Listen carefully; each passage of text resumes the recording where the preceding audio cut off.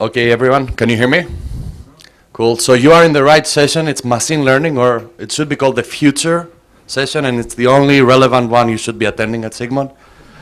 I don't know if you've been following what is a hype and what's not a hype. ML is not a hype. It's a solution to many problems. So today we have lots of interesting talks. The first one is Joseph from Oregon State. And he will talk to us about schema-independent relational learning and their work on Castro. Cool, thanks for the introduction. So my name is Jose Picado. I'm from Oregon State University. So let's start with an example. So let's say that you have a database about chemical compounds, and then you want to design a drug to treat HIV. Then you would have the question, what is the structure of a compound that has anti-HIV activity? If we had an oracle, then maybe the oracle would tell you, okay, a compound that has anti-HIV activity has a substructure of a nitrogen with a bond to an oxygen with a bond to a nitrogen. We don't have an oracle, but if we have training data, we can use relational learning. So relational learning is kind of machine learning over relational databases, and they leverage the structure of the data, and they learn data log definitions. So in this case, our training data would be positive examples, which are compounds that we know have anti-HIV activity, and negative examples, which are compounds that we know do not have anti-HIV activity. In this case, we would give the database, which is a relational database, and the training data to algorithm, and we would get a data log definition describing the structure of a compound with anti-HIV activity. So one of the benefits of relational learning is that you can leverage the structure of the data, and it can learn over complex schemas with multiple tables. This may be important in some cases, such as this one, where we want to exploit the structure of chemical compounds. Another one is that it can do automatic feature extraction and selection, and the results are interpretable, and that's because it learns data log definitions, and in this case you can interpret the data log definition as the structure of the compound. So there are existing algorithms such as FOIL and PROGOL. These are classical algorithms, and in this paper we propose Castor. So let's switch domains and now talk about a database about academic literature that contains information about authors, papers, table paper author connected them, and so on. And then we have the question, which authors are collaborators? In this case, our positive examples would be pairs of people that we know have collaborated, and negative examples would be pairs of people that we know have not collaborated. So in this case, let's say that we want to use FOIL, which is a classical relational learning algorithm to learn a definition. So FOIL works by growing a tree, where each node in the tree is a definition. And it starts from the most general definition, which is the one that returns true for everything. And it tries to add literals to this definition step by step. So let's say we start with the most empty definition.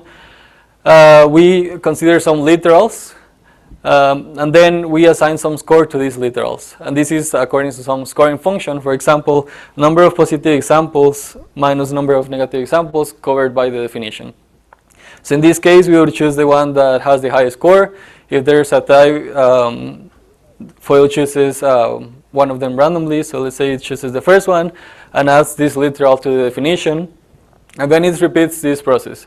So again, it keeps generating candidate literals, choosing the one that has the highest score, and so on, until it cannot improve it. And that is that it cannot add more literals to the definition so that the score increases.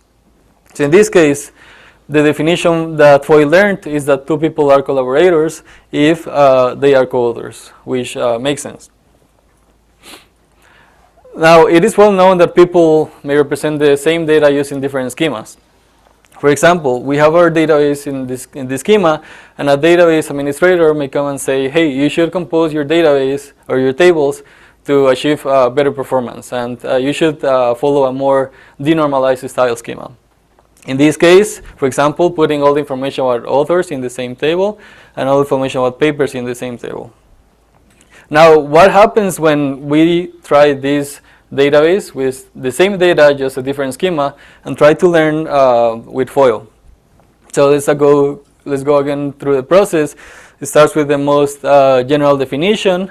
It considers some literals, selects the one that has the highest score, considers more literals, again selects the one that has the score, and in this case it cannot improve the definition. So why did this happen? Well, in this case, the schema has the affiliation of the author in the table author. So what you can notice here that it's putting the same variable in the author literals, meaning that both authors have to be in the same affiliation. So what FOIL learned in this case is that two people are collaborators if they work in the same institution. So clearly, these definitions are different, right? Even though we were using the same database, well, same training data and same data, and the only thing that changed is the structure of the schema. So this is the main problem that we're exploring. It's called schema dependence, which means that the schema affects the outcome of relational learning algorithms. So this may be a big problem because under one schema we are learning an accurate definition. So in this case, intuitively this makes more sense and also gets a better score. In the other schema, we are learning an incorrect or inaccurate definition. So the solution to this is that if users want to get an accurate definition, they will restructure their databases to the schema that gets the good definition. However, there is no easy way of knowing which is the best schema, so it will be kind of a trial and error process to find what is the best schema. And of course, all this requires expert attention. So in this paper, we propose a framework to evaluate the schema independence of relational learning algorithms. And this is how it works. So let's say that we have one database. Under schema 1, we have training examples, and we have an algorithm A. And from this, we learn a definition H1. And then we have another database which follows just a different schema, but it's a transformation from the first database, the same training examples, and use algorithm A to learn definition H2. And then we want to check if H1 and H2 are equivalent. So if we want to find equivalent definitions, it makes sense that the databases must represent the same information, right? So we have the condition in transformation T that the transformation between the databases must preserve the same information. Now we say that algorithm A is schema independent on the transformation T if and only if for all pairs of databases I and J and training examples E, the learned definitions H1 and H2 are equivalent. In other words, if we are giving exactly the same training examples and the same data, just with different structures, we expect the algorithm to learn equivalent definitions. We are putting a restriction on the transformations between databases, and in this paper we have focused on the schema independence on their composition and decomposition. So this is basically moving attributes in the tables. Decomposition is when we take one table and we decompose it into two or more tables. For example, putting the ID and name of an author in one table and the ID and affiliation of the author in another table. And to make sure that they are equivalent, we also have to add some inclusion dependencies, or also called referential integrity constraints. For example, that for every value in the ID in author, there has to be a tuple with the same value in ID of author affiliation. So this is a very common transformation. This is what is used for normalization and denormalization, and we also support combinations of composition and decomposition. So given this framework and this family of transformations, we proved in the paper that current algorithms such as FOIL, ProGol, and ProGolem, which are existing algorithms, relational learning algorithms, and classical algorithms, are not schema independent on their composition and decomposition. And the reasons for this is because either the search process is affected by the schema or they follow greedy search strategies. And the example that I showed before about FOIL not being schema independent is because it follows a greedy search strategy. So given this, we wanted to develop an algorithm that is schema independent. And in this paper we propose Castor, which is a schema independent algorithm. Castor explores definitions from specific to general, and it uses database constraints to achieve schema independence. So this is the workflow that Castor uses. However, I'm going to explain it with an example. So the first step is to create the most specific definition for a given positive example. So let's say our positive example are that Madden and Bailey have collaborated. And then we generate a definition that has kind of the empty definition for this example. And we want to add literals for this definition given the database. So we start with our empty definition. And then we look for tuples that are related to the training example. So in this case, we can see that Madden and Bailey's are in the author table. So we get those tuples and create literals and add them to the definition. And we substitute constants by variables. Then we repeat this process. In this case, we can get more tuples that are related. For example, we saw the ID of authors, so we can go to the ID of authors in other tables. And in this case, for example, add literals for author affiliation, in some cases put in variables, in some cases put in constants. And we do this for all tables in the database. So this would be the most specific definition for the positive example. And in this case, the score, according to the scoring function, would be 1, because it's only covering this example. The next step is to generalize this definition to cover new examples. So in this case, we would get another positive example. And then we want to generalize our definition to cover this positive example. And the way to generalize it is simply by getting rid of literals so that the generalized definition covers the example. So in this case, for example, we have Soccer and Manning have collaborated. And then we check our definition and see what are the literals that make it not cover the example. So the affiliation of V3, which corresponds to soccer, is not MIT according to the database, right? Because it is Stanford, so we get rid of it. And then once we get rid of it, we get a more general definition that covers a new example. And we will repeat this process multiple times. If the definition improved, then we repeat the process. If it didn't improve, then we go to the next step. In this case, we repeat it multiple times until we get a definition that cannot be improved. The next step is to reduce the definition. And this is basically just generalizing it even further so that it doesn't overfit the training data. And the way it's done is by using negative examples. And it's basically removing non-essential literals in the definition. And more details are in the paper. So at the end, the learned definition is that two people are collaborators if they are co-authors, which has a good score, and intuitively it is correct. Now, how is that Castor achieves schema independence? Well, let's see what happens when it's learning over the two different schemas that I showed before. Again, the first step is to create the most specific definition. So we generate an empty definition. Then we go and find the tuples that are related to the example. So in this case, we've found these tuples and generated these literals. And in the same way, we found the tuples and generated literals.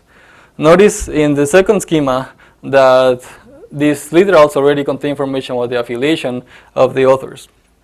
So in this case, this is where Castor uses the trick of database constraints.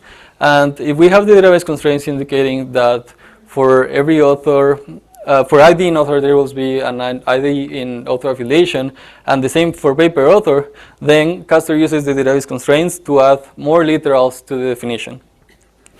So in this case, because I saw some literals in author and I saw my database constraints, then I add literals talking about author affiliation as well as paper author. In the second schema, I have only one constraint, so I add literals about paper author. So what this is making sure is that the algorithm generates exactly the same, well, equivalent definitions, and that it has the same information over both schemas. Something similar is done in the next steps of generalization and reduction.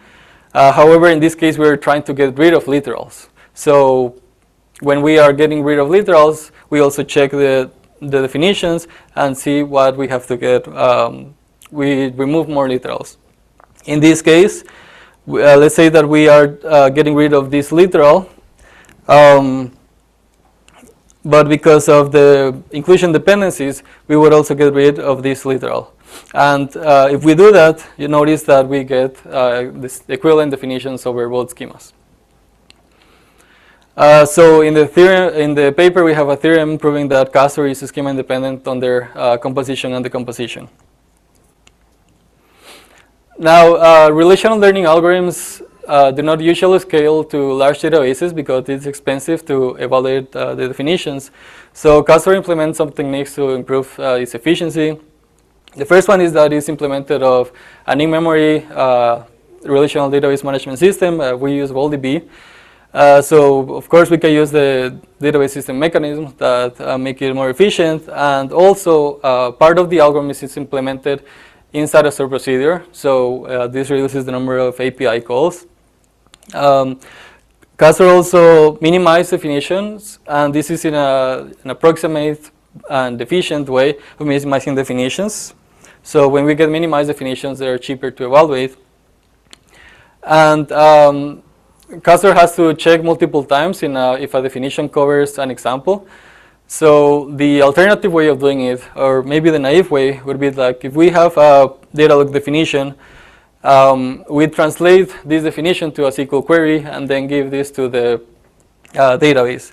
However, as you can see, this query is very long, right? It's joining many relations. So you give this to the database, it may take forever, or it may crash depending on the resources. So instead of doing this, Castor's approach is to first compute the most specific definition for every example, and then to check if a definition covers an example, it checks the homomorphism between the definition that I want to check and the most specific definition of an example. And the way this works is that it finds a substitution theta such that the substitution applied to the definition is a subset of the most specific definition for the example. So related to some results, we run experiments over the UWCC database, which is a small database. We try to learn the relation advised by, which indicates that the student is advised by a professor. In this case, we represented the database under 4 different schemas. And we ran FOIL, PROGOL, and PROGOLEM, which are existing algorithms, and Castor. And we evaluated the F1 score and the running time. So as you can see, the performance of the effectiveness of all algorithms changes depending on the schema.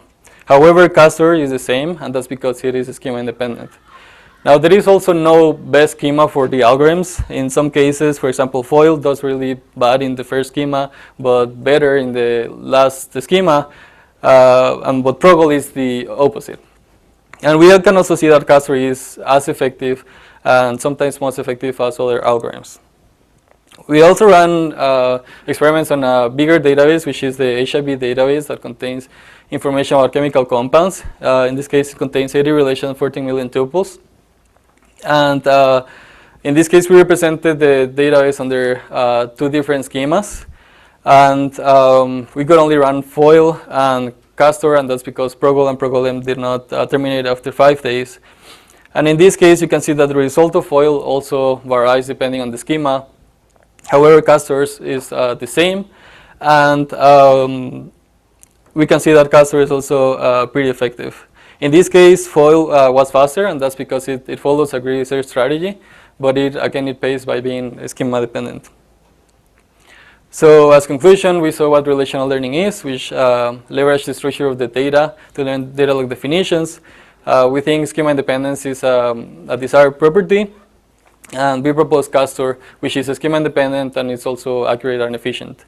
And the future work, in this paper we consider composition decomposition, vertical composition decomposition, so it will be interesting to try other types of transformations.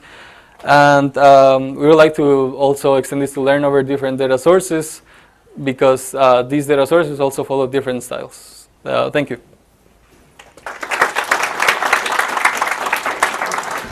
Great talk. Any questions?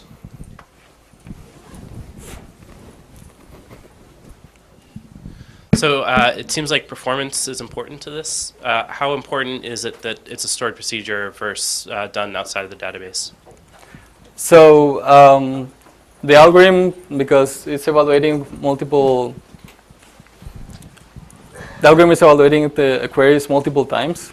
So this was just a way of, instead of evaluating a query and then running it, and if it took like, I don't know, 1 second in running like a bunch of queries, if you put multiple queries inside a stored procedure, you can do it like in 30 milliseconds. So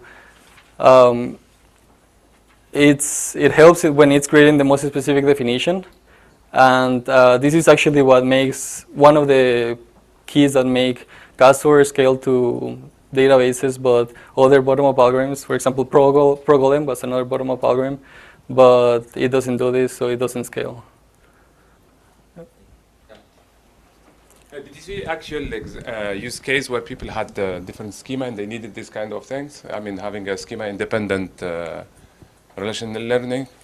What we have seen is that relational learning algorithms, or the papers, if you look at the schema, they follow like a weird schema, and then it looks like these schemas were designed so that the algorithm works well. However, these schemas don't follow like traditional the style of design that people would follow. So what we think is like we would try to be accurate over all different schemas. So the algorithm shouldn't be designed so that it only works for one schema. Okay. So just another question. I mean, are there, do you know of a real application where people use the relational learning, so they found something interesting? So relational learning exists since many years ago, so it has been used. I mean, do you know success stories using relation?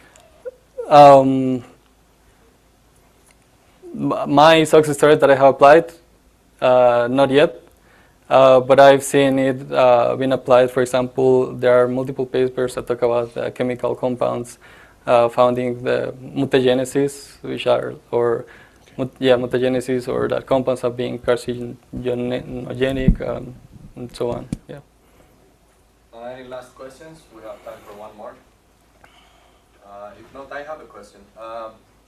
There was an imbalance in the negative and positive examples. So in both experiments, you saw the negative examples were more.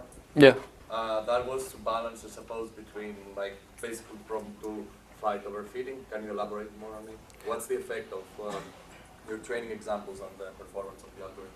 So sometimes the training examples, well, the negative examples are given. For example, in the HIV database, they are given, and we can see that there are way more negative examples than positive examples. So we just use all of them. In the cases where they were not given, we would sample. Well, we would use closed world assumption and sample so that we get 2 times the number of positive examples. So we found that having 2 times the number of negative examples as the positive examples was a good way of avoid overfitting. Okay, let's the speaker again. Are you set up? Or? Okay, so the next speaker is Edward Gan from Stanford. He's a proud student of Peter, and he's going to talk about kernels. And yeah, take it away. Testing. Hello.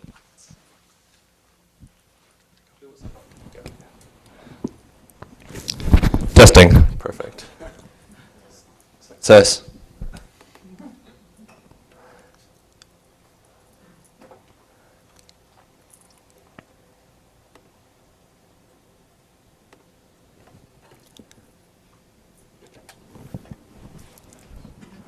All right, hello everyone. I'm Edward Gann, a PhD student at Stanford University, and today I'm going to talk about some work Peter Bayless and I did on accelerating kernel density classifiers. The context for this work grew out of our work developing MacroBase, which is an analytics engine for making sense of data streams. In particular, it works very well on monitoring data for manufacturing, sensor networks, mobile app logs, and in each of these cases we have multi-dimensional real-valued metrics which have some latent anomalies we want to try to explain. This system is running in production, finding bugs, and it's built out of a set of operator cascades for feature transformations, statistical classification, and data summarization. There's a lot of parts here, but in this talk I'm going to focus on statistical classification, which it turns out is quite tricky to do right on the kinds of monitoring and sensor data we see when we run MacroBase in production. So to make this concrete, I'm going to talk about a pretty cool data set of space shuttle sensor measurements. And I believe this is taken from a test flight, and there are 8 sensors total. I'll focus on 2 of them in this example, which I'll call fuel flow and flight speed. And some sample rows are here. Each row has measurements for each of the 8 sensors, so there's 2 values for speed and flow, and it's also annotated with the status of the shuttle at that point in time. And the end goal of MacroBase here is to try to explain anomalous speed flow measurements in terms of other data such as the flight status. And the problem, though, is that it turns out the speed flow measurements are quite tricky to model, so it's quite hard to even say what is normal behavior for the shuttle. And for instance, here I've plotted a histogram of what the flow and speed measurements look like if you look at the tuples and then count how many times each tuple occurs in the global data set. So we have one strong peak at around maybe 50 flow speed and 40 flight speed. And if you want to fit, say, like a simple Gaussian model on this data set, it doesn't work really well at all. This might be the first thing you try, you look at it, you move on. Okay, let's try a mixture of Gaussians instead. So if you try 5 Gaussians, you're making some progress. You capture the primary mode, but the secondary small gaps, and then especially the narrow chasms between the main modes, those aren't really captured well at all. And it turns out these small rare flight modes you see in between the main lines are in fact actually quite important and are worth studying if you want to find out, say, like unusual operating states of the space shuttle. So 5 Gaussians isn't enough. What do?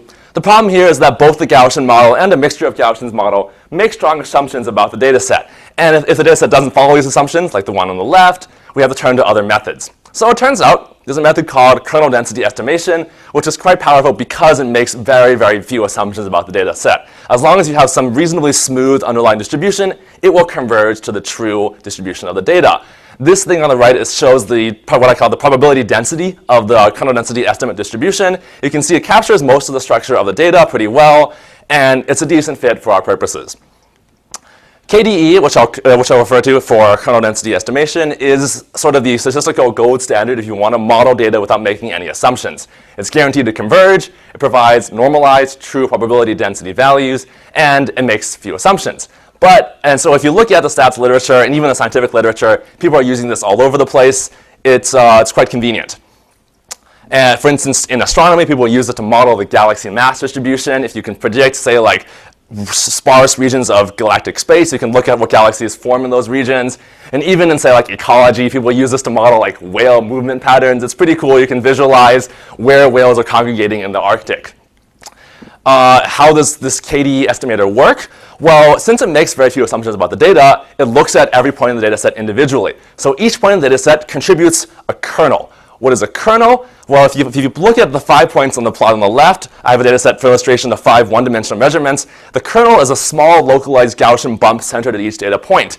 Then, once you have your set of 5 kernels, if you just add them up, you go to global distribution, which is the cumulative accumulation of all of the kernels derived from your data points. So the final kernel density estimate is the line in orange.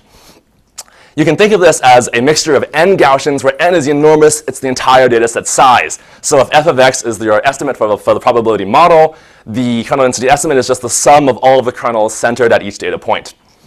This is like a very similar definition. It's easy to implement naively. All you need to do is, given a point density x you want to query for, you go through every point in your training data set, and you iterate. You calculate the kernel from one, then the next, and so on. But this looks like in this case, O of n time to compute a single density f of x. What that means then is if you're trying to calculate densities over your entire data set, this is an O of n squared algorithm. And so even on a data set of 1 million points, which we see very common these days, this means it takes 2 hours to compute on a single modern Intel machine. We still want to use this because it has some nice statistical properties, so the question we focus on today is how can we speed this up? As a straw man, one approach you might take to speed up this algorithm is to take your data set and to divide it up into a grid. This is a nice way to scale things out because now you can just count how many points lie in each grid cell. And then, rather than summing up the contributions from each point individually, you can just take the counts from each grid cell and then accumulate the kernel contributions from each sort of supercell. And this is an approximation algorithm because now you lose the fine-grained resolution from knowing where exactly each individual point was within each cell, but it scales with the grid size rather than the number of points. So as long as your grid size is fine enough, you can get pretty accurate estimates. But the problem here is that this works okay in 2 dimensions, but if you're scaling out to 5 or even 8 dimensions, you're going to get an enormous amount of grid cells. This doesn't work at all. So instead, we took a step back, and rather than try to optimize kernel density estimation directly, we looked at what it was being used for downstream. So in our case, in Macrobase, when we want to do anomaly explanation, what we want is not so much the densities themselves, but we want to run queries like the one here, where we want to select out the flight mode of these unusual sensor measurements when we are in a low density region, when the kernel density estimate is less than a given threshold. So I marked some points in red that we're trying to select out when we want to explain these anomalies. Similarly, if you're the astronomer trying to do hypothesis testing on how galactic density affects the formation of galaxies, what you often want to do is select out points, select out galaxies that lie in these low density regions. You want to run a query like selecting the color of these galaxies where you're looking for galaxies that lie in a low density region below a certain density threshold. So if you see these queries, then we have this end-to-end workflow where people are taking their data, fitting a kernel density estimate model, and then performing classification, just dividing up space into like the points you care about and the points you don't really care about. If we view this more abstractly, we're going from training data, which is a set of rows in, let's say, a d-dimensional space, calculating this expensive kernel density estimate, getting some densities out, and then just running this threshold filter over all the densities, getting some high-low classification results. This is sort of like a query plan. So if we're database engineers, we can take this query plan and optimize it. And some basic thing you could do is you notice that, well, the densities aren't really used anywhere in the final output. They're just useful intermediate results. So if we just push the predicate into the kernel density estimate routine, ideally, if we can evaluate the kernel densities in the right order, we can apply the filter while we're doing the evaluation and do early pruning and stop computation before we evaluate these expensive densities more precisely. So I'll go into detail about how we do this, how we push the threshold filter into the kernel density estimate computation. To recap, kernel density estimation is a great technique. It can model complex distributions given very few assumptions. There's a problem. It scales quadratically with dataset size. But then if you look at real usage, people often want to run KDE plus a predicate when they're doing some select query. And we call this problem of combining kernel density estimation with a threshold filter kernel density classification. Our idea then is that if we can apply predicate pushdown to this new kernel density classification problem, we can get huge speedups and ideally then use this expensive operator in our Macrobase system. How then do we actually do this? Well, there's 3 steps. You first pick a threshold. Then you repeatedly calculate bounds on the actual density f of x rather than calculating the density directly. Once the bounds are good enough, you can just stop and make a classification. I'll go into each of these steps sequentially now.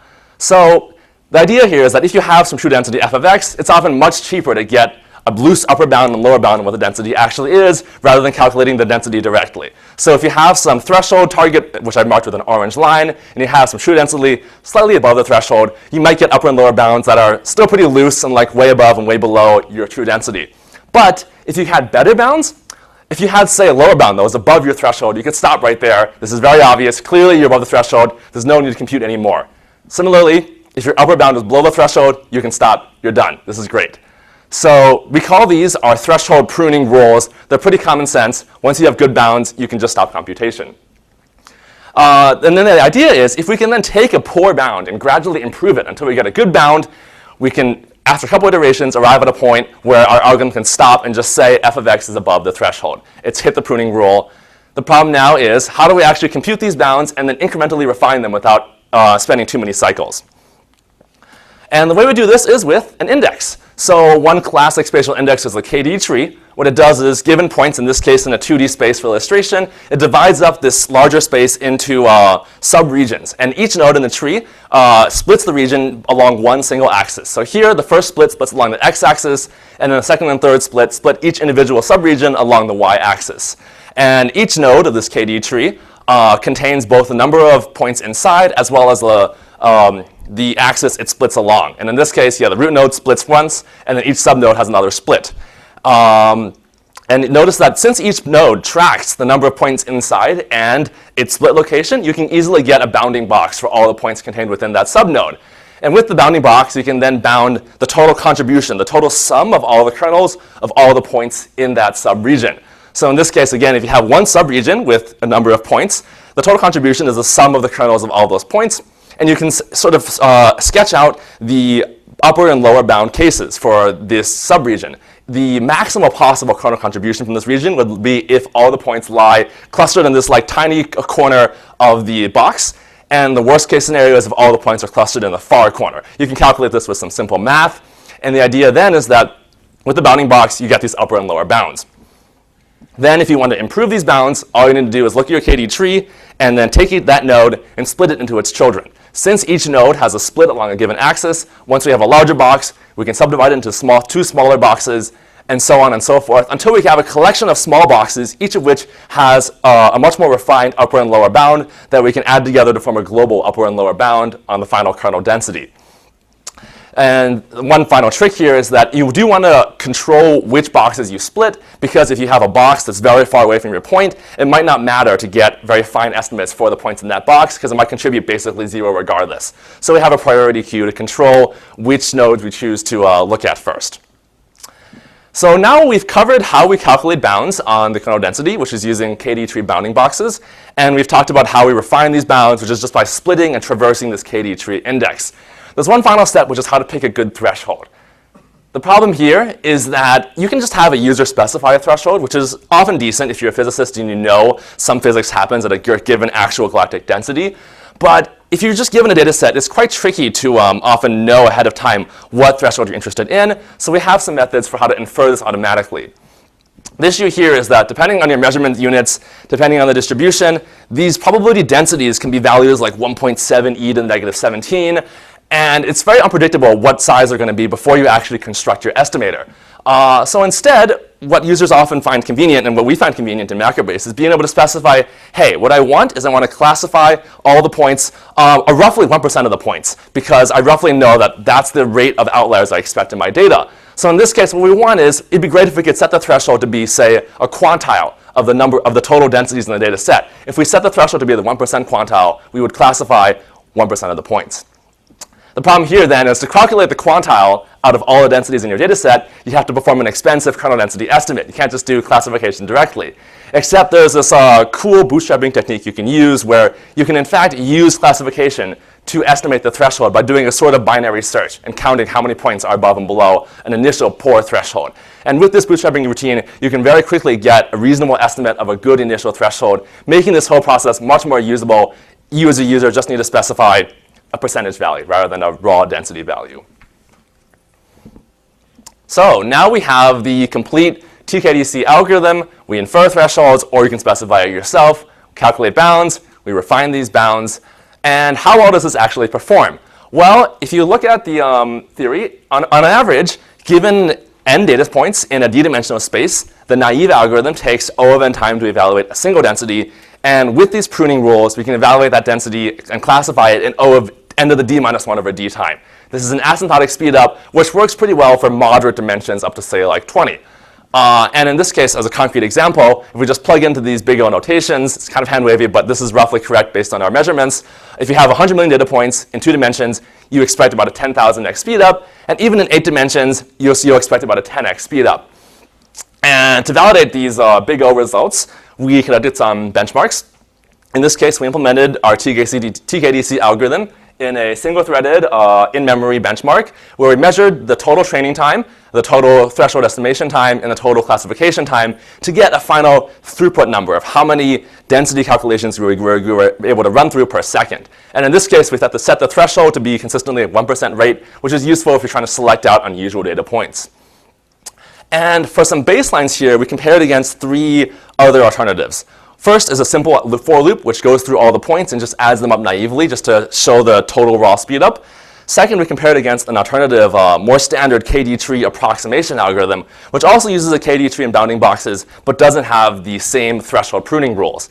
And finally, we compared against another pruning-based algorithm, which has a pruning rule which just only considers all points within a certain radius of your query point. The idea here is that if you can find all points close enough to you, you don't need to consider any points further away. But this radio technique does not use the bounding boxes. So we ran this on a bunch of data sets with different dimensionality and size. I picked out 2 to illustrate. The one on the left is a data set of 100 million data points in 2 dimensions, and the one on the right has 1 million data points in 8 dimensions. And we've compared against TKDC, our algorithm, on the far left, and the 3 other baselines in the other 3 bar charts. And you can see the KD tree and the radio algorithm both offer significant speedups over a naive algorithm, but we can still beat them by about 5,000x in 2 dimensions. And on the right, similarly, we do slightly worse in 8 dimensions, but we still have a 1,000x speedup in these dimensions. Where do these speedups come from? Well, it turns out in our actual implementation, there's a bunch of other tricks we can do to make the performance faster, but the vast majority of our speedups come from this simple predicate pushdown threshold pruning rule. And finally, to evaluate how well we actually generalize to different sizes of data, we ran these 4 algorithms on different sizes from 10,000 to about 100 million points on a 2-dimensional data set. And you can see, as the theory predicts, the relative speedup we get compared to a naive algorithm actually improves as data set size increases. So, as we get larger and larger data set sizes, this kind of asymptotic speedup is quite powerful. In conclusion, we have these statistical operators like kernel density estimation, which are quite powerful and useful, but they're very expensive. So what we did was we just looked at what kinds of real queries that people want to run in science and in macrobase. And once you have these queries, and you have an end-to-end workflow, you can apply classic systems tricks like spatial indices, predicate pushdown to get some really significant speedups that actually improve as your data set size increases. And in this case, you can take these expensive statistical operators that you wish you could use and actually put them into a production real-time data system. Thank you.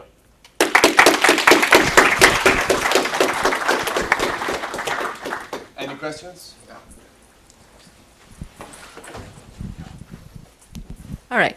So you claim that this is a work over data streams, but I didn't really feel the stream flavor. Are you going to take all the historical data and train one distribution? Or are you going to train it repeatedly as new data comes in and old data expires? I just didn't get that flavor. Okay. So yes, right now we're not necessarily working on like a tuple at a time streaming scenario. I guess I'm more talking about a mini batch streaming scenario where you have some set of data points come in, let's say 100,000 per second, and then you want to run over a constructed model on the fly for this new batch and classify it. So when I said, I guess, the point here is that in order to even run on a mini batch-based streaming scenario, you need to have enough throughput to be able to finish that batch in your 1 second. Okay, so which real-world application are we talking about here? What's the data volume? What's the latency requirement here? So yeah, the data volume is like a lot of these monitoring data centers have 100,000 points coming in per second, and the latency requirement is often, say like every second, then they want to be able to classify the points and then get some explanation of any new bugs that arose. Okay, so can we check the numbers to see? Sure, okay. I can show like this one, yeah. So yeah, so to clarify, if you actually have 100 million points coming in every second, what you want to do is you want to subsample first. And it turns out if you're trying to capture like a 2D distribution, you don't need all 100 million points to capture the shape of the distribution. You can subsample down to like 200,000, and then you will be able to fit the latency requirement. So you wouldn't probably want to run 100 million mini batches if you wanted to fit this 1 second latency requirement. Right, and also have you tried all sorts of, statistical sampling techniques?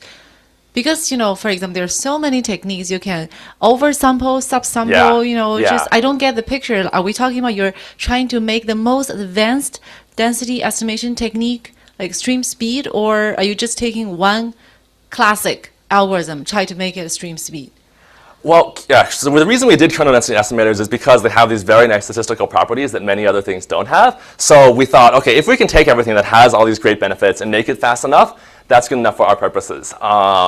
And you mentioned sampling, and I think sampling is a great technique, but it's sort of orthogonal to our technique. You can use both at the same time, and even if sampling isn't enough, you can use ours to get bigger speedups. I see. But usually sampling is the key for stream processing. Sampling and sketching are the two most important techniques. Oh, yeah, sorry. I've been talking nonstop. Yeah, Yes. okay.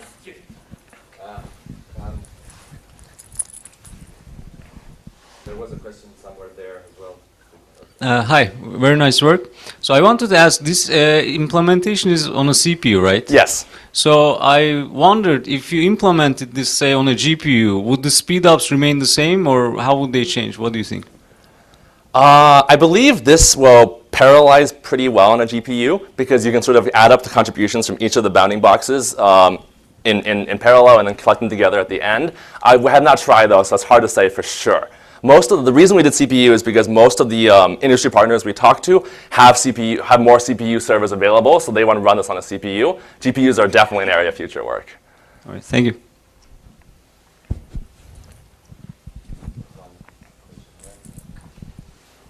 Thank you for the talk. It's a nice talk. So my question would be relatively similar to the previous talk question. Basically said, how you gonna do this in an online setting? Because basically you're saying that your algorithm will still be like O, N, that many computations. Yes. So if the N is super, super large, you might not really working for this kind of scenario. So Yeah. how is that helpful Yeah. for this kind of settings? Yeah, it is definitely a challenge. I guess the one caveat is that one nice thing about this algorithm, which I didn't mention, is that it is O of n to, or O of n to the d minus 1 over d to evaluate it, but the training time is almost trivial. Because if you have real-time streams coming in, all you need to do is just add a point to your model, to your summation, and so you're trading off sort of like you have a really fast training time and a kind of slower evaluation time. And a lot of the times in the monitoring situations we see, people have these huge streams coming in at many millions of points per second, so you want very fast model updates, but they only need a bug report, like every few seconds. So that's sort of the trade-off we're making, but if you're in a different domain, you might not want to make that trade-off. Okay, thank you.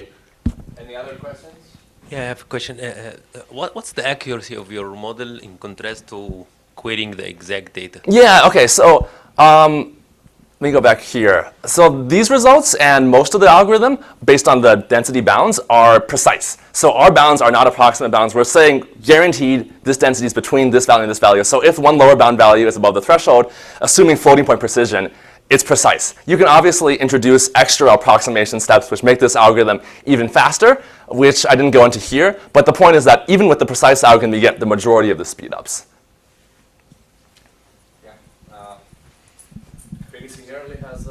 Yeah. Many questions. So That's fun. Yeah. Time for one more. Let's take this out of the streaming context. Let's Uh-huh. say I have a whole lot of data that I cannot fit in main memory. Mm-hmm. Okay. Is there a way to parallelize or to break up the computation in smaller batches and use your algorithm to come up with? Yeah, I have not tried this, but I believe, like I said with parallelism, because you have this sort of a KD tree structure with like sub-regions, and these regions are do not depend on your query. This is done like at training time, you divide your space into regions. You can then probably work over a sub-region at a time, page it into memory, page the next region in, and so on. So I think it should generalize naturally, but I have not tried it. This requires you to have all the data together to build a big KD tree over the data. What I'm thinking is, can you break up the data in chunks and then work on each chunk individually and then somehow merge all this together?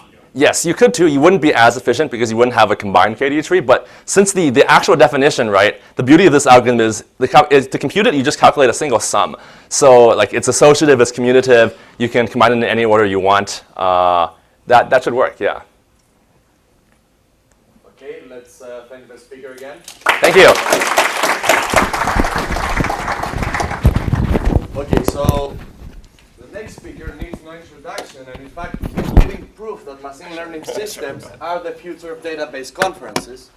So it's a rare occasion that you have the general chair of SIGMOD 18 presenting Chris, presenting a database talk on BATS. It's a new language for distributed machine learning.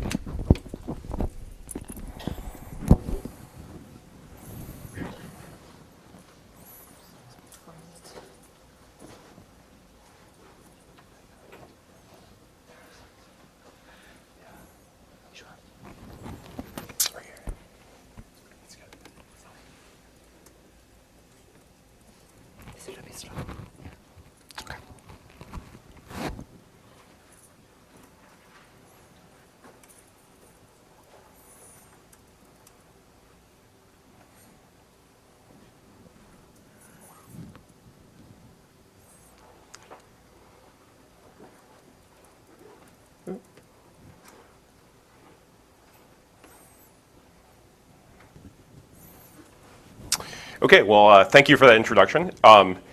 Yeah, so I guess these days, right, often postdocs and graduate students end up presenting research. So it's kind of unusual for the supervisor to present. And I guess what happened here is that the guy who really did all of this graduated and moved on. And so you're going to get a very high-level presentation because the reality is I don't know what's going on here. Okay, so yeah, so I'll talk high-level polemic kind of stuff here. I think that it's a truism that over the last few years, the analytics space has sort of moved away from database management systems, right? In the mid-2000s, we saw all sorts of startup development targeted at building these RDBMS-based data warehouses. A lot of these companies got acquired by bigger companies. But the fact is they've kind of died, right? Many of those companies that were acquired now, the bigger companies are trying to jettison them, right? We've just sort of seen this move. And a lot of that has been the result of the popularity of data flow platforms such as Spark. Or other, we have Flink, we have different things out there, but these have really taken over the analytics space. And one question is why, okay? But I would say that probably, my feeling is that the flexibility, people love the flexibility. They also like the free, but they like the flexibility, right? The fact that you write code in Python or Java, high-level languages, these are you can sort of do whatever you want, and that's attractive, okay? The problem is that flexibility comes with a price, okay? And so just as an example of what the price is, so I'm at Rice University, and I've taught a data science class there for the last couple of years. And so in one of the homeworks, students are asked to use Spark to analyze some open New York City taxi data. So this is standard stuff that I think a lot of classes use. It's a Freedom of Information Act request that gives pick-up and drop-off information for a year in New York. So we give them this assignment where we say, find pick-up and drop-off hotspots, and then come up with an explanation for those hotspots, right? So this requires to do some sort of spatial analysis to find the hotspots, and then you join this with spatial information to find out, maybe a baseball game let out at a time, so you got all those taxis picking people up. And so we get this problem where people say, hey, Professor Chris, I've written my Spark code, and the last join hasn't finished for 2 hours. And so if you look at student code, so what you find is here's a good code, and I would say 20% of the codes look like this, where what a student has done is I've left off a bunch of stuff up here, but they've written a bunch of PySpark code, and then they figured out the top 20 hotspots, and then did some other stuff, and then they've got effectively a spatial join, where they say what could have happened close to those top 20 hotspots. The reality is most of the students, and these are Rice students, they're a lot smarter than I am, and the reality is most of the students basically say, okay, what I'm first going to do is to compute all of the information about how hot each spatial temporal region is. I'm then going to join it with all of the spatial information that I have, and then take the top 20 afterward, right? So they've basically been a really stupid query optimizer, where they've taken a huge data set, joined it with another huge data set, and then done a top 20 after the fact, right? When we saw talk about pushing down into a query plan. The fact is human beings can't do this, even smart ones, right? And what's the issue? Well, the issue is that though people complain about them, right, RDBMSs have been pretty good at avoiding these sorts of terrible choices for a long time, right? But the reality is that with the advent of tools such as Spark, we've taken these tasks and put them back on the user. Now, to be fair, Spark and Flink, these are very actively maintained projects, and they're trying to push back against these problems a little bit. But the fact is that if you are allowing people to write in Python, R, Scala, Java, you're going to have these sorts of problems. Okay, and so this work is really motivated by this assertion that the better choice is declarative programming. Now, of course, there's this question, what does it mean to write a declarative program? And an exact definition of declarative could start a religious war, and so we don't want to get into that right now, okay? And I'm sure there are people in this room who have very different ideas than I do about what declarative means. But I would say that there are a few almost universally agreed upon characteristics, okay? So probably the most important one is that in a declarative program, a programmer says what they want and not how to compute, right? And one of the great things about this is it gives rise to data independence. because since a code doesn't actually talk about how you manipulate data directly, right, the same code can in theory be used on different sizes of data, different storage schemas for data, and so on. Another idea, I think an important idea, is that programs are a set of independent declarations and not a sequence of steps. So if order of declaration matters, many people, not everyone, but many people would say your program's probably not declarative, okay? Another key aspect is that there should be some sort of optimizer in there, right? That the system itself is going to figure out the optimal execution strategy from those declarations. Okay, so at Rice, you know, we've been working for a while on this stuff, and we're big believers in SQL, okay? And this is because I would say that so far, you know, SQL has been the big declarative success story, right? And so we've been working on extending SQL to really complex, statistically oriented big data computations, okay? And so we have this long-term project where we tried to build this thing called SimSQL that's Java and Hadoop based, where we've added all these complex recursions to SQL as well as support for vectors and matrices. But the reality is when we show people SimSQL and these SimSQL codes, statistician types sort of recoil in horror. And the reason is that, let's just look at an example, okay? So this is one of my favorite examples. So this is a very well-known statistical inference algorithm for something called the Bayesian lasso, okay? So if you're Bayesian, you've undoubtedly heard about this, okay, or know of this. And so this is actually a specification for a Markov chain Monte Carlo simulation, okay? And this is math that's lifted directly from the original paper, okay? So if you don't know what the Bayesian lasso is, effectively it's a regularized linear regression model developed by a bunch of Bayesians, okay? Okay, so if we look at the code for that, the SimSQL code, this is actually complete SimSQL code for that last little bit of math, okay? So there's some create table statements, doesn't matter what the code looks like, but you know, altogether we've got here maybe 50, 60 lines of SQL, right? That is pretty intricate, okay? It gives good performance, it makes sense if you understand it, but a statistician's never gonna take time to figure that out. Okay, and that's really the motivation for the BUDS programming language, which we've been working on for several years, okay? So this is a truly declarative language. It's meant for statistical big data computing. Our focus, because we're committed Bayesians, whatever that means, is on stochastic simulation, so things like Markov chain Monte Carlo. Although BUDS could be used, although we tend not to use it in this way, for deterministic computations as well, okay? And basically the cool thing about BUDS is that the programmer writes code that resembles math. They have access to a full toolbox of data structures. And then the BUDS compiler is going to look at the math, it's going to look at all the data structures that are used, and effectively compile that down to efficient SimSQL code like something on the last slide. So the benefit of the system is that somebody writes something that's really like MATLAB, say, you know, high level mathematically, and we get something that executes automatically on a cluster. Okay, so I'm going to go through this in a second, but this is actually, it's an incorrect BUDS program, but it's almost correct for the Bayesian lasso.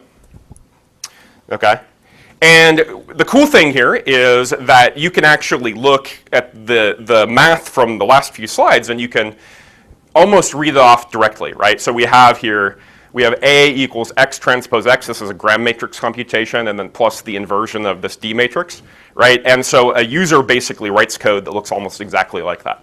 Okay, so there's very little distinction in BUDS between the math and the code that someone writes. Okay, so let's go over the Bayesian lasso in detail.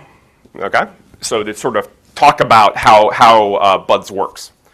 Okay, so each BUDS program has a data section. Okay, and the key thing here is that somehow BUDS has to get data. It's meant for machine learning, and so it's powered by data. And so a user starts out by saying, here is going to be the input to my system, okay? Now this is all pretty straightforward, right? We say that, for example, I'm gonna have an input X, which is an array NP of real, okay? The one thing that's a little weird here is that we say that N and P are ranges of responses and regressors. And the reason for this is that when a BUDS program is compiled, as I'll talk about in a minute, we actually make extensive use of a query optimizer to figure out the best way to transform this into SQL. And these special responses and regressors, these are actually going to be command line arguments that are going to give the BUDS optimizer information about how big N and P are. Okay? And so then what's going to happen during compilation is that the BUDS compiler is actually going to map these things into SQL table declarations that it's going to ask the user to fill out. Okay, so just showing this in more detail, right? So from the command line, so somebody would load the code, and then they would declare lasso.regressors. Here's this thing. They would say what the size is. And then when the lasso is actually compiled, the system will make use of that size information to perform optimization. Okay, so data types. So what sort of data types does BUDS have? Okay, so the basic types include integer, real, and string. And then we have container types, array, list, and map. And so this is, we believe, quite powerful, right? Because you can take these things and compose them. So there's absolutely no problem with saying, like, I've got an array n of real. Okay, so next in the BUDS program, we have the var section, okay? So the data section describes data that comes into the system, right? So this is going to be from the outside. The var section describes data that's going to be computed, okay? So in data, there are inputs in the var section. These are actually computed by the BUDS program. Okay, so after that, so somewhere in the BUDS code, we have the init section of the code, okay? So since we're focusing really on Markov chain simulation or iterative computation, so every simulation needs a starting point. You have to say how you initialize everything. Okay, and so that's where the init section is, right?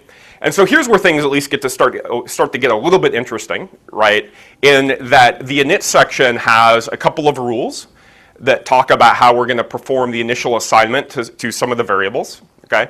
Now this sort of makes sense here. We've got an assignment. So this inverse gamma, this right here, this is inverse gamma in our system is actually a built-in function. It samples from an inverse gamma distribution. But it's actually, I wouldn't say trivial, but it's possible to extend the system with all sorts of additional functionality. So since this is built on top of our SimSQL system, these guys in the end are actually written as C++ classes, right? And they're then added into the system, right? So it's extensible in that sense, okay? Well, another interesting thing is that T here is initialized using a comprehension, okay? So I'm going to talk more about comprehensions in a second, but comprehensions are implicitly parallel in BUDS, right? And so that sort of causes a set of rules that a programmer has to follow. But given a statement like this, right, the assumption is that this is going to be executed in parallel over a cluster. Okay, so then we come to the main body of a BUDS program. Okay, so this is a set of rules, and each variable on the left-hand side, each variable that's declared in the system has to be on the left-hand side of exactly one rule. And in every step of the simulation, or in every step of the iterative computation, every variable is updated exactly once. Okay, so a programmer actually has no guarantee on the execution of the order of rules. Okay, so they can be executed in any order. In general, for things like Markov chain Monte Carlo simulation, that's not a problem. Okay, and I would say that for most big data computations, it's not a problem. Okay. The thing, though, is that rule execution is atomic in the sense that you don't worry about, so effectively these things, the rules are going to be fired serially, although each rule can be executed itself in parallel.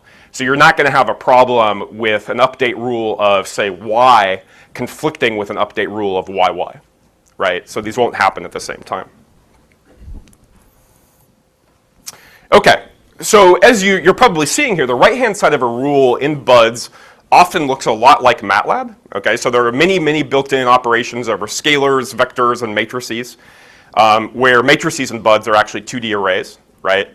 So in the Bayesian lasso code, right, as an example, this basically is transpose and multiply. It's a transpose and multiply operation. So we can say x transpose and multiply x. And so this is effectively a gram matrix computation right here. So that's a pretty standard statistical computation. Okay, so yeah, so as I said, so comprehensions are explicitly parallel in buds. In terms of type checking, right? So one thing to note is if the right-hand side is a comprehension, then the dimensions and the types must match up. So like in this case right here, we see that Y is an array of size n, right? So if I'm going to loop through everything in Y, then it had better be the case that YY is actually also an array of size n, right? Okay, so we can also have loops, okay? So this is, loops in buds are actually just another form of writing comprehensions, okay? So they're not actually executed sequentially. Loops in buds are effectively akin to like a par for loop that like SystemML has or MATLAB has. Okay, so compiling buds programs, okay? So effectively, like I said, so buds programs are compiled into our SimSQL SQL, okay? And there are two parts of a compiled buds program. That would be a set of create table statements that a user is going to use to enter data into the system, and that a set of SimSQL recursive SQL queries. Okay, and so the question is, how do you perform the computation, or how do you perform this compilation? And really, a lot of our work in building the compilers is associated with asking two questions, right? The first question is, how do you actually represent these buds data structures, right? Maps of arrays of maps and such, okay? And the second is, once you've got those things, how do you efficiently execute the update rules, okay? So I'm going short on time here, but I'll just say that basically the way that the compiler works is by performing a search over the set of implementations, right? So as an example, if I have a list of arrays of reals, right, what's going to happen is that buds recognizes that this is basically a matrix, and it has what we call a type lattice that it's going to work through, okay? And effectively, it's going to search through this type lattice. Every time it moves through the type lattice or the type graph, it's going to produce another SQL compilation, which actually sends off to the system's query optimizer to cost. And so in this way, it's a lot like the auto-tune work, right, that came out of Microsoft. Okay, so we'll skip that. So I'll just say really quickly, like, so here we have a set of machine learning computations, right? So we have a Bayesian lasso, we have Gaussian mixture model learning. We heard about Gaussian mixture model. We have LDA learning, hidden Markov model. And it's sort of interesting to see that how many possible SQL implementations the buds compiler searches over. So like in the case of the Gaussian mixture model, the buds program actually has a search space, or the buds is searching over 1,214 possible SQL implementations, okay? And actually an exhaustive search, calling our optimizer every time, takes 8 hours. But if we use a greedy search to search through all those things, then it only takes 20 minutes.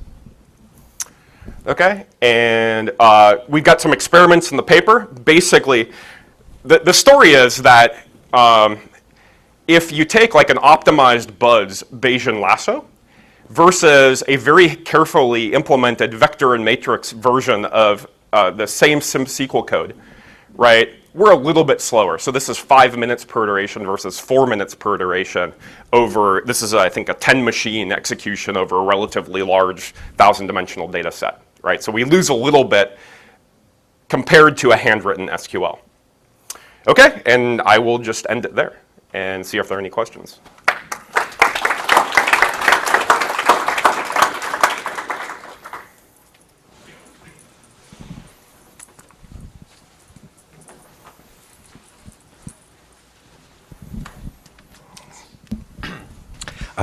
Very nice talk. I have essentially two questions.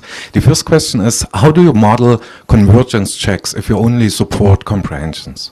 And the second question would be, does SQL as an intermediate representation kind of get in the way of really specifying and locking down execution plans? Yeah, so those are great questions. So the first one is, that's an important question we haven't worked on. Okay, yeah. So basically what we do is we run the thing for 1,000 iterations and then hope it's converged.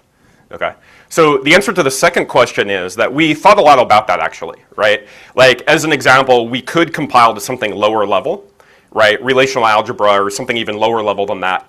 The issue is that actually like in SimSQLs, you know, we have like magic sets rewriting and sort of all this stuff. And we felt that if we didn't go to SQL, we would have to end up recreating so much of the SQL compiler, right? It's a great question, and I don't know that we did the right thing, but we worried about it a lot. Yeah.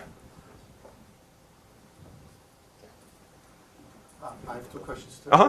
So I'm sure you're aware of the work Riot, which does like an R on top of SQL, and Yeah. You are doing declarative MATLAB on SimSQL. Mm-hmm. How do you compare both? Yeah. So I think that so that's work is extremely close to what we've done, right? I think that I would say that the key difference is that we're looking at having a truly declarative language, right? I mean, we could argue about whether or not R is declarative. I would say it's not. Maybe from your look, you're thinking something different, but but I think that's the yeah. So I would say that we borrowed a lot from Riot. Okay. Yeah. And the second part would be you have an optimizer in bots, but I'm not sure what your optimization criteria is, because under the cover you generate SimSQL, so you generate what kind of SQL?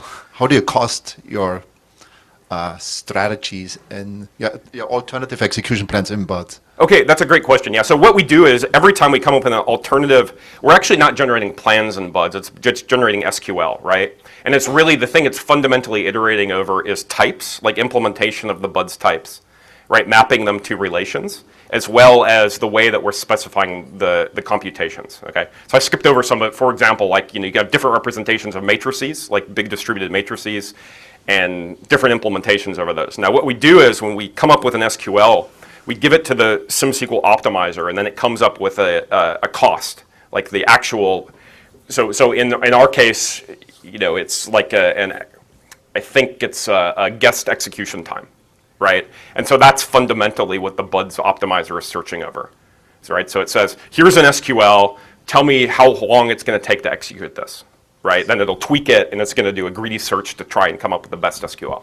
So most of the optimizations come out of the SimSQL optimizer then, in terms of alternative operators or who knows what. Yeah, I mean, we should talk about it offline. I mean, there's certain things that the SimSQL optimizer can't do, right? It can't change schemas and such, right? And that's what the BUDS optimizer is doing. So there are one more question, Alkis. Great talk. I had, I guess, the similar question.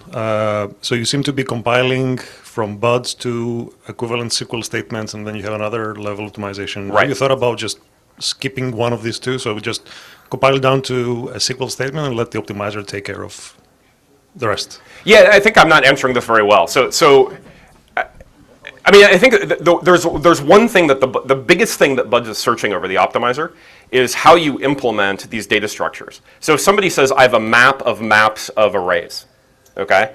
We can, I mean, even something as simple as a matrix, right? So SimSQL has a matrix data type, or it has, I can store these as tuples or a table of vectors. These are choices that no SQL optimizer will make. It won't talk about or schemas, right? Right, so the assumption is the user's doing that. So in a sense, the BUDS optimizer is acting like a user and going through all the possible implementations of the BUDS data types. We can take it offline, but it seems a bit like you're trying to optimize the temporary results that would come out, right? And I guess that some SQL optimizers could do this. Maybe there is a fundamental reason why you cannot push it down. I'm just trying to understand that. Okay, yeah, we should talk about it offline. Yeah. And there was a last question.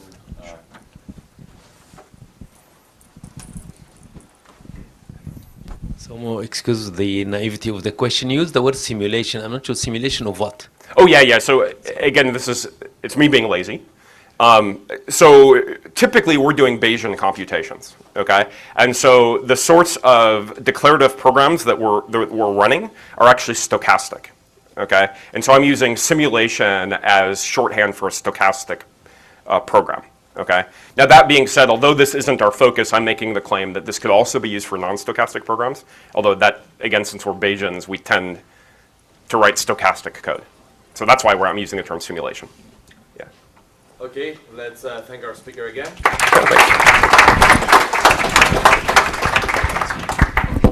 Okay, the next speaker is Jorge from QCRI, and he's going to talk about a cost-based optimizer for stochastic gradient descent or gradient descent overall. Yes. Okay. Okay. Hi. So I was not supposed to be here presenting, similar to Chris, right? Chris Germain, sorry. I was Zoe Caudy, who was going to present this paper. However, she had some personal issues, so she couldn't come. So I understand you had also to prepare some slides. And as I know that she's listening right now, so it's a public complaint. So we'll start.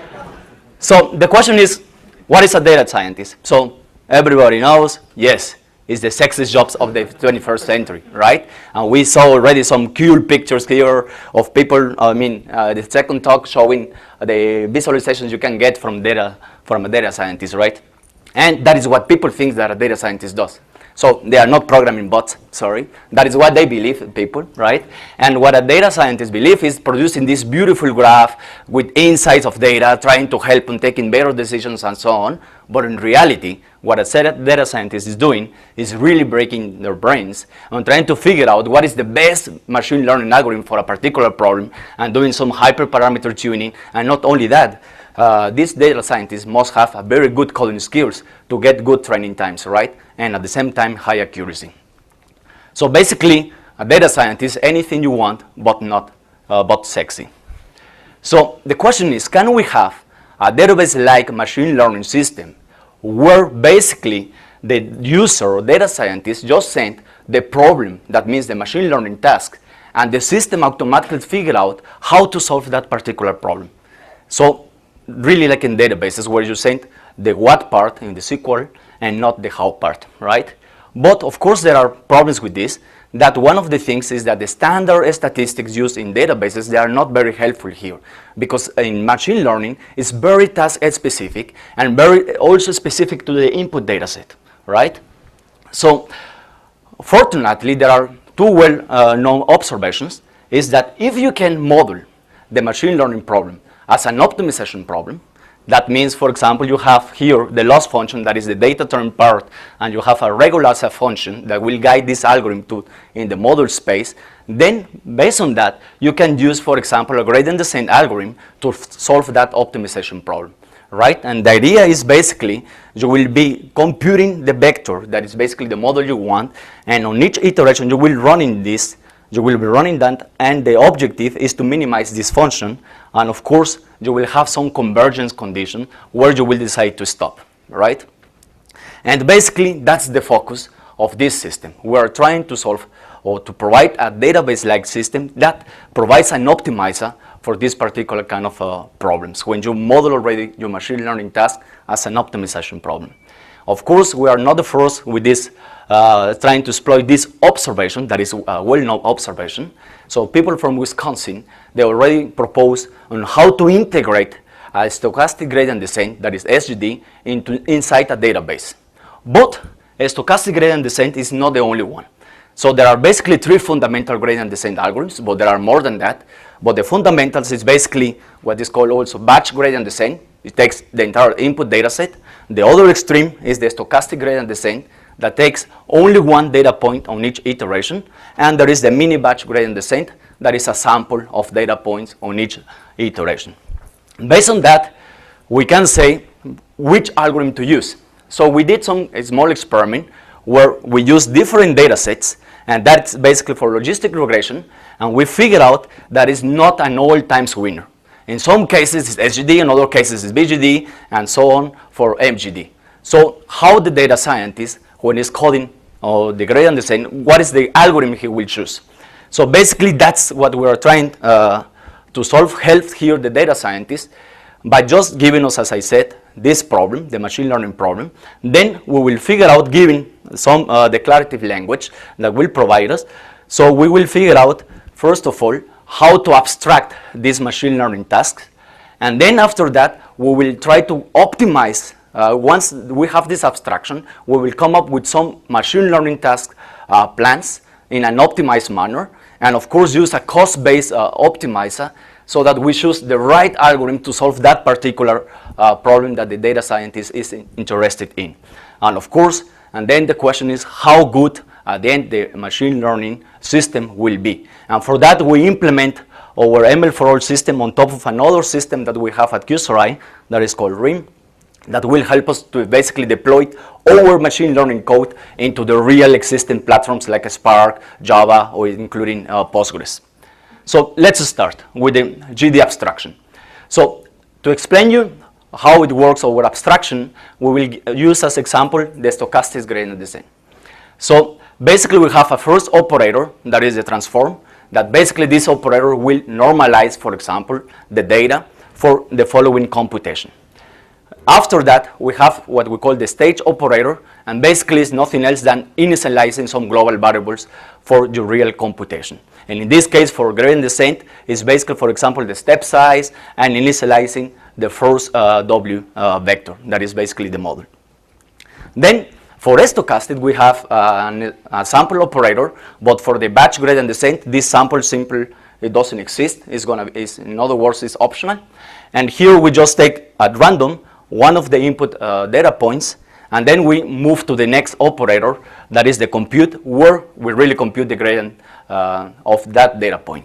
And then we update the vector according to the current gradient, and after that, we go to the convergence operator, where we compute the delta data set that we will use to figure out if we have to continue looping or exit with the current model that we obtain. Basically, that's the operators we have in our abstraction, and given these operators, we can model any gradient descent algorithm that is out there, and also most of the machine learning algorithms. Why? Because most of the machine learning algorithms, they are basically transforming, normalizing data, and having some iterative process where they are doing computing and updating some kind of like the model, right? So then once we have this, how we can exploit this abstraction to come up with the gradient descent plans. So basically, the first thing we have, using as example again the stochastic gradient descent, the transform is in the beginning, but once you have operators like in databases, you can start playing with those boxes. And one of the optimizations you do is the lazy transformation. Why the lazy transformation? Because in stochastic gradient descent, you have here a sample operator where you have a single data point, and you may converge before touching what happened. And you may converge before touching all the input in your input data set. And that is why you can, our optimizer can move this box afterwards so that you only pay the CPU cost for the data points that at the end you will read. And another optimization, now this is not working.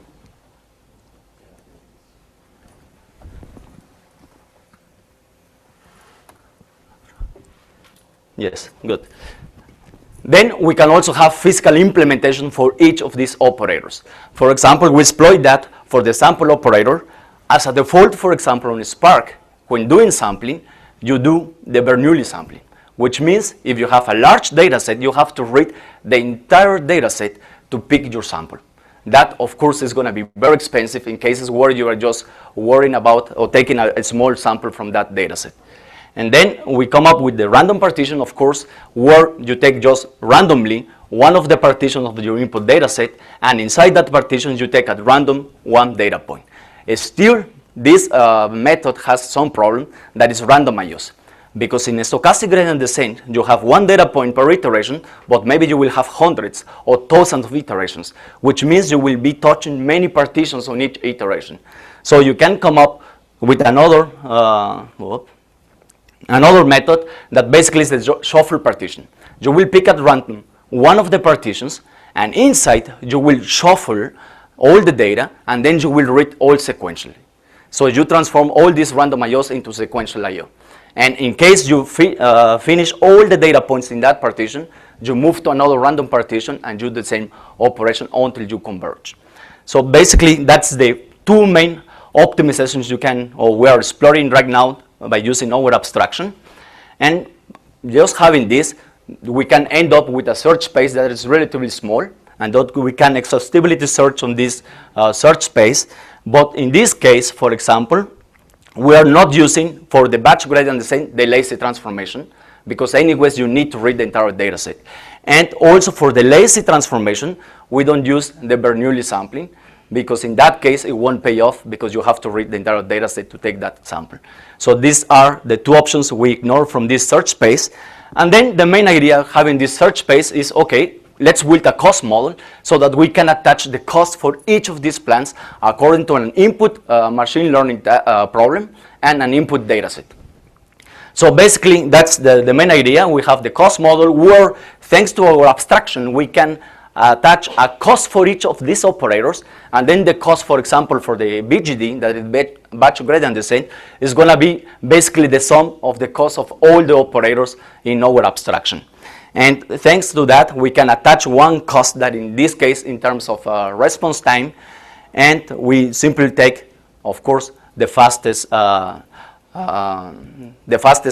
in this case. So far so good, but in machine learning, most of the algorithms will run until convergence. And we can see here in our cost model, in this cost function, that yes, we have some parameter that is the number of iterations, right? And normally, the data scientist will run that until convergence. So how many iterations it will require your algorithm? That is one of the biggest problems here.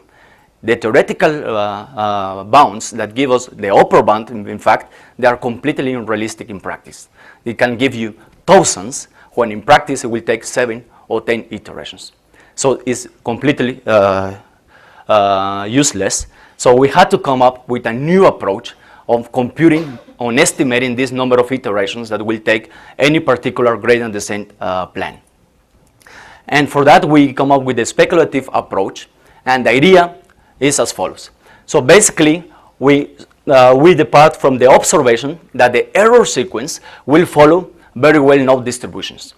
So we have a speculative budget in time where, imagine that the data scientist wants to run the algorithm until convergence of, let's say, an error of 0.05. So in that case, we will lose this accuracy, and we will put it higher. For example, we'll go to 0.1, and for a given time, we will run the algorithm over a sample of data, and that is basically our blue line here.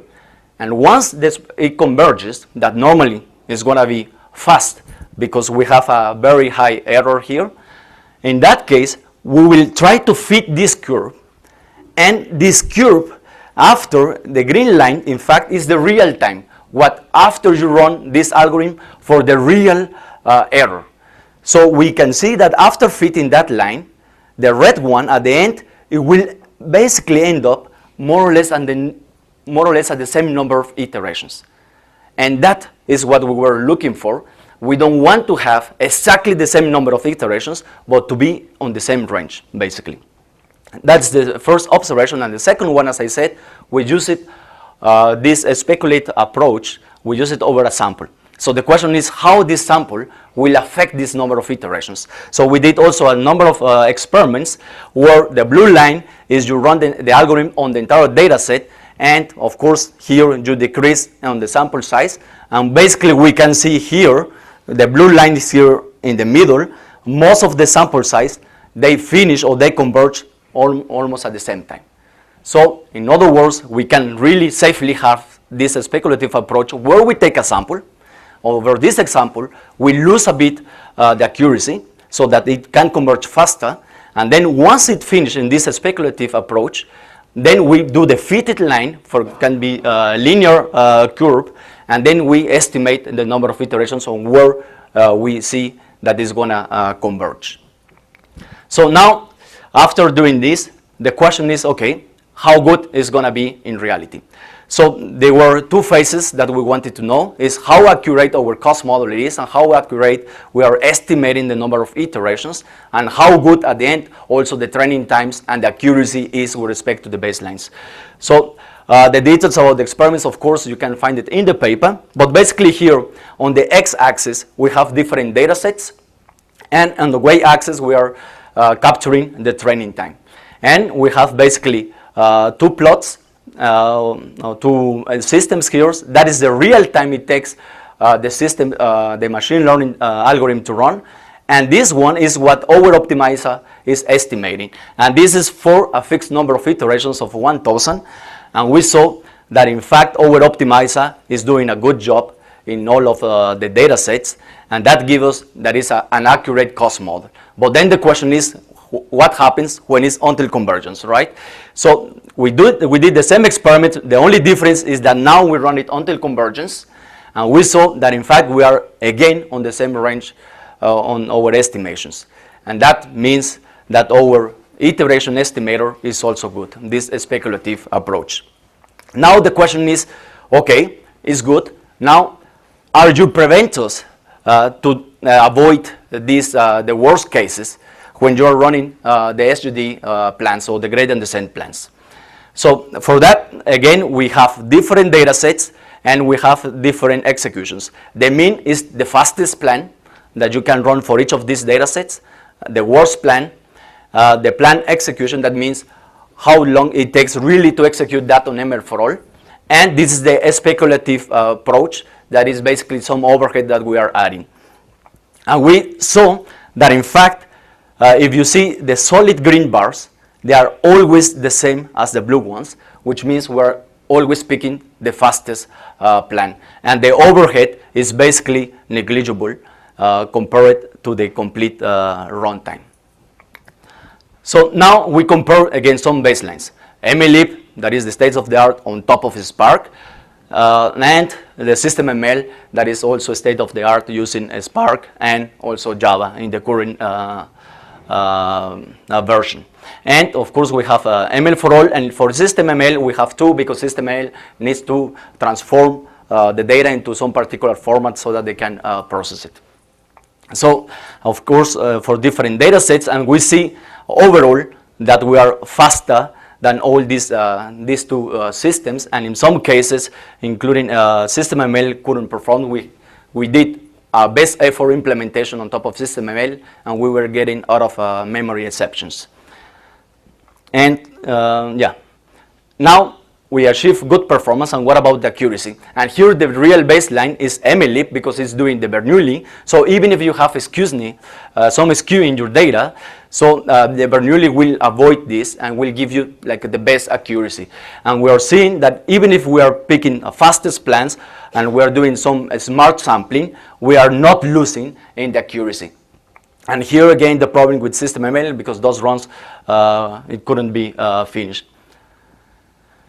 So at the end is we also propose an abstraction, and as I said, the Wisconsin people already proposed also something for inside database, and they also propose an abstraction. So what we did is implement this abstraction on top of Spark, to be fair, because they did it on a single node machine. So we implemented on Spark, and that is the Bismarck Spark system, the pure code on Spark, no abstraction, so as to see what is the overhead of these abstractions and our system. And again, here on the x-axis, rather than the data set, we have the different algorithms, that is SGD, MGD with different sample size, and the batch gradient descent. And we can see, in fact, for these two, where basically the sample size is small or just a single data point, all three, they perform pretty okay. So we are comparable to Bismarck and Spark, which means that we have basically almost no overhead compared to the pure code on Spark. But as soon as you increase the dataset sample, the dataset size sample, there we can see that Bismarck exploits. And why? Because in fact, in Bismarck, they have a single operator for the compute and the update. So they cannot really parallelize the compute phase for all these data points. And as we are separating the compute from the update operator, there we can really parallelize the computation of the gradient of each data point. And that is why we see this huge difference in performance. And of course, here, when you have a big data set as input, it just runs out of memory in case of Bismarck. So to conclude, so basically we propose a new abstraction for machine learning, and specifically for gradient descent, but you can also implement your algorithms on top of this abstraction. We did it in the paper we showed for k-means, for example, how you can implement it using these boxes. And we propose some optimization techniques to speed up performance without sacrificing as well the accuracy. And we have a new speculative approach that we believe is the first practical approach to estimate the number of iterations that a gradient descent algorithm will take. And all this implementation has been on top of RIM, that is basically a cross-platform system where you provide some code based like a Spark, and RIM will figure out on which platform to run it, on Spark, on Java, according to your task and the input data set. And both the abstraction of Maven for All and RIM, they are on GitHub. So if you provide any commit on this, you are able to claim some t-shirt like this one. So don't hesitate. Thank you.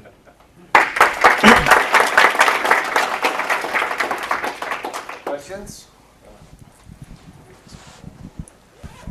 Hi.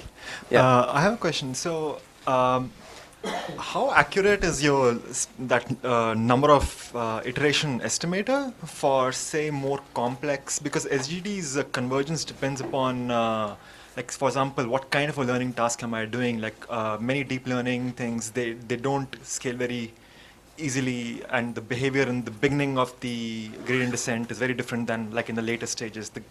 The shape changes a lot. So how good is that in this? And how are you able to take into account like more advanced, let's say, like how do you learning rate adaptation and like other sorts of tweaks that people have done on GD to speed that up? How do you take that into account? And let me add on this question. So how do you like tune for hyperparameters there? Because they are very important for convergence. Okay, so 3 questions. So the first one for the estimator, I mean the iterations estimator. So basically there we show it for 3 algorithms. That is for the stochastic gradient descent, mini batch gradient descent, and the batch gradient descent. And for different data sets, we saw experimentally that we are really, I mean, here we have it. We are really very close to the real times, I mean to the real here. So basically, we're always on the same range. In some cases, like in this one where we are off by more than 200 iterations, still we're on the same order of magnitude, let's say, and that is really what matters for us.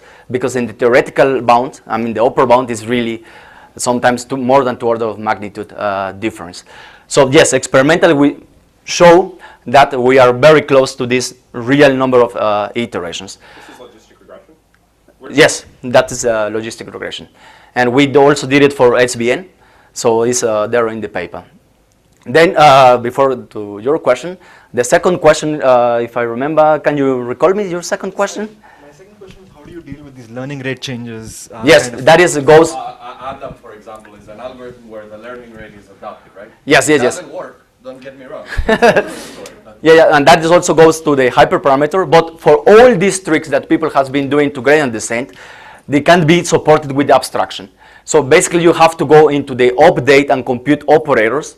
And there you can change the way you are computing the gradient and updating your W vector, and also the way you take the sample. So in the paper, for example, we show how you can do it that for the stochastic reduced variant descent. That also they vary the sample size. That you can also do it. And in fact, in the experiments we run, the samples, I mean the step, for example, the step size is not fixed. It's also vary incrementally according to the iteration that you are. Then you have to fit every time your estimates? Like you're fitting a curve every time, right? Do you have to learn a new curve? No. That is with the curves, with the normal speculative approach. We don't have to do it again. And so far, it's working. We tried, here is one of our colleagues of the paper, Sarah. We tried very hard to prove this theoretically. But yes, we pull our hairs with that.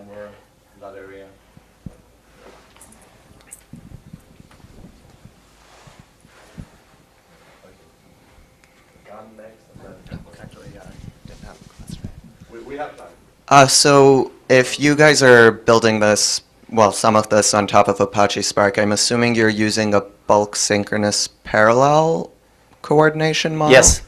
Yes. So the state of the art right now for gradient methods, as far as I'm aware, with bulk synchronous parallel coordination is COCO, so communication efficient coordination avoidance.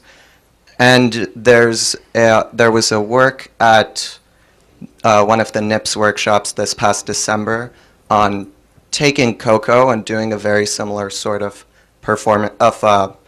estimating how your accuracy is going to change, how convergence is going to work as you increase iterations, and it was called Hemingway. And I'm just curious to know if you've looked at that and have a sense of the similarities and differences.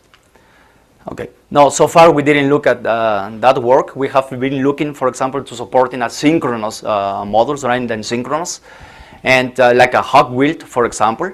And for that, if you see our abstraction, basically what we have to do to support that is to have several threads with this abstraction so as to have this asynchronous kind of model. But currently we're not supporting that. It's just synchronous. Yeah. So you guys are looking to... Yeah, there are more Okay, sorry. I'm super confused with the experiments that you ran against Yes. SystemML. Can you clarify which one of the methods you ran against SystemML? Was it like SGD or Minibatch or All three. We run all three. So we took the language provided by SystemML. We implement BGD, SGD, and MGD. And all three ran out of memory? That's no. I think it was basically only for SGD and MGD. Yes, for BGD, I think it was not a problem. Honestly, I don't remember very well if it was for all three. Can you say something about the cluster configuration that you used? So we use basically in this particular experiments 4 nodes, and it's 16 gigabytes main memory, and then the hard disk is like something like. What about how you configured the system? SystemML. Yes. So please reply. Maybe we can take the implementation online. So one last quick question. Yeah, very short. So how long does the search for this optimized plan take? It's a matter of, if you remove the speculative approach, it takes a matter of milliseconds. Because as we saw, the search space is pretty small. It's really just, basically we have 11 plans. Sorry?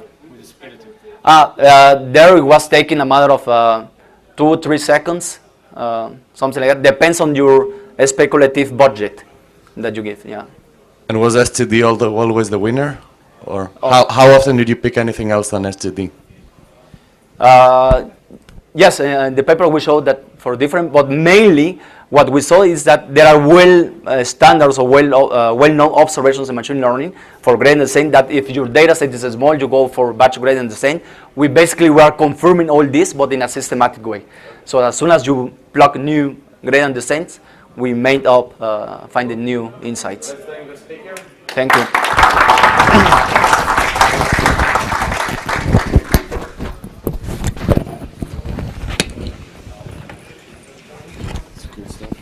Thanks. How do you turn off this?